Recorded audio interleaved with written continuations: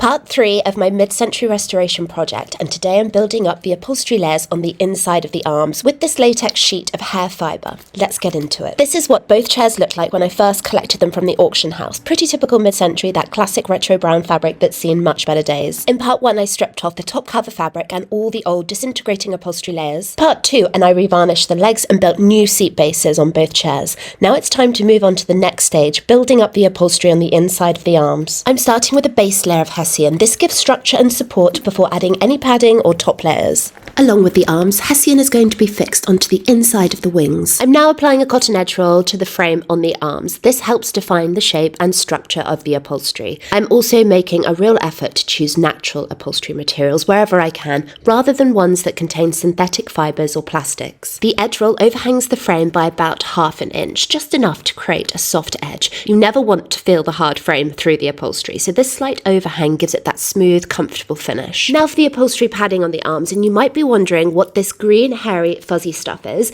It's actually a rubberised sheet made of hair and coconut fibre. This is a natural alternative to foam, and it gives great structure and resilience without using any synthetic materials. I'm stretching the rubberised sheet of fibre over the arm and fixing it to the frame with my staple gun just underneath the edge roll, building that curved shape along the top of the arm. Once the arm padding is securely in place, I'm adding a soft layer of cotton wadding. This creates a smooth surface and makes sure you don't feel any of those coarse fibres beneath the top cover fabric. This is one of my favourite parts of the process because you can actually start to see the form of the chair taking shape. It's no longer just a frame, it's starting to look like a chair again. The upholstery prep for the inside back follows pretty much the same steps as the inside arms. I'm starting with a layer of hessian stretched over the springs and fixed to the frame at the top and the bottom. The sides are left unfixed for now. We'll secure those later on once the top cover fabric is in place. The upholstery layers of rubberised hair fibre are applied in stages, starting with a 1-inch infill layer, followed by a 2-inch layer on top. This gradual build-up helps shape the back of the chair, giving it both structure and comfort.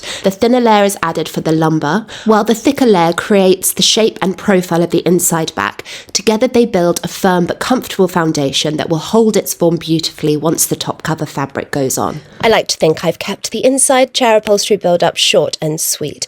We have covered both the arms and the inside back in almost 3 minutes. Definitely a huge improvement on my part. Up next, it's finally time to cut into the fabric. This glorious woven textile from Christopher Farcloth, and it's called Chubby Check in hot pink. I've been waiting for this moment since the start of the project, and the texture of this fabric is incredible. It's bold, it's punchy, and it's going to transform these mid-century chairs into something extremely special.